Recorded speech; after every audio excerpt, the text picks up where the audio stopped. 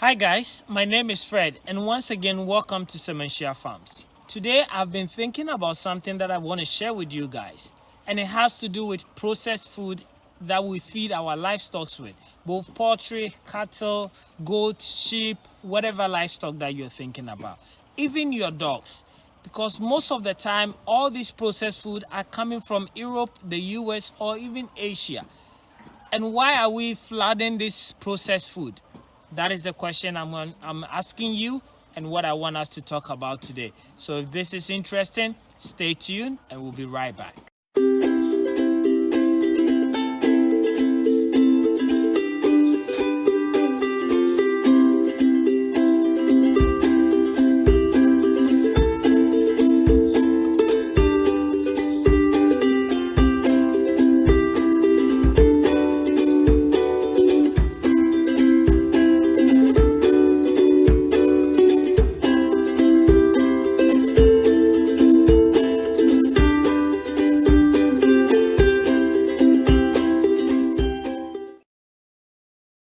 Welcome back, guys. I'm glad you sticked around because I want to pour it out there and share it with you guys what I'm thinking about doing today. And the truth of the matter is that I've been buying food. I'm a victim of it. I've been buying food for my dog, and I always go and it's written boldly 28%, 30%, 28% for puppies, 30% protein for adults, and I will buy it, not knowing where that food is coming from, who is receiving that money, but money that should be coming into the country or to the continent is actually leaving to Europe, America, and wherever else. And the question that I'm asking myself today is, don't we have any food in Ghana that we can give to dogs, goats, poultry, whatever animal that has 28% protein or 30% protein? Why should that be imported into the country? Or is it the fanciness of the packaging that we trust so much, or is it the content? And I believe you and I will agree that is the content, because we might have, let's pick even our local food. If we say fufu or banku, once I have a bowl of banku in front of me, do I really know the amount of protein in it? Or do I even know the amount of carbohydrate I'm getting in it? No. But if I take a foreign processed food, I'm able to see, oh, it has this amount of protein. Therefore, I'm going to go on the shelf and buy this food because I need protein. And that's the same thing that is happening in our livestock industry. So I've been really thinking about it and decided to purchase myself a pallet machine to process my own food and be able to know what percentage of protein that I want to put in. Let's take, for example, I take a food like kujis for birds, right? And they're able to say kujis has 18% protein, and therefore that's why everybody will go and buy kujis and bring it to the birds, because at an early stage we want the birds to have protein. But this is a case where I know that soya beans is my protein source.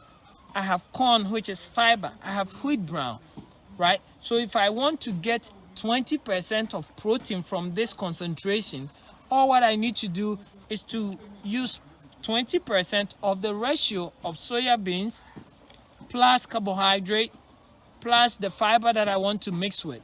And I can definitely say that now this concentrate has this quantity of protein. And that is all what I need to prevent me from buying kujis. And this machine should be able to solve that issue for me because I can process it. The cool thing about it is that all this grass and plants that I'm finding here only exists during the rainy season. With a pallet machine, I'm hoping to be able to process it so that I can actually store it, package it, and in the dry season be able to use it to feed all my livestock.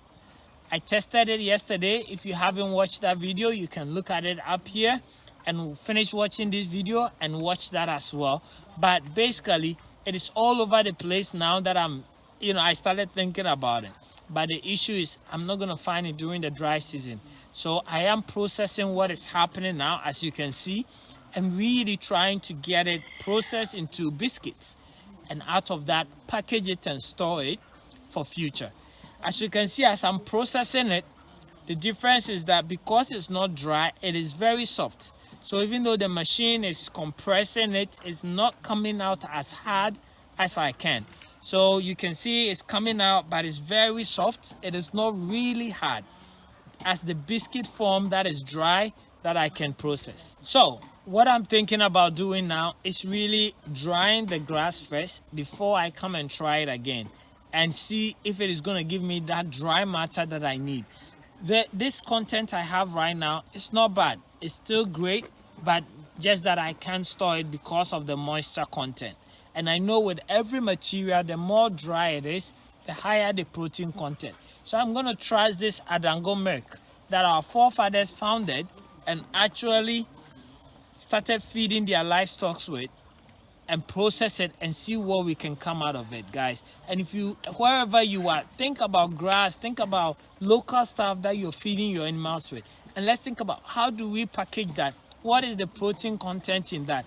How do we turn that from raw source into process to the point that we can feed our livestock, and someday maybe even also import it or spread it for other people to get it. And that is what I've been doing today, and I hope that you guys enjoyed that video. I'm going to continue experimenting on so many different plants that cows, goats, sheep feed on, and try my best to process them and see where the future lies. I know this is not going to take me 1 month or 2 months, but I'm onto something, and that discovery is very close. So stay tuned if this is something you would like to follow. But we're going to try our local plants and process them and feed our local livestock with it, because that, till I can make intensive farming easy and lovely for everyone, my mission still continue. So take care and stay blessed till we meet again.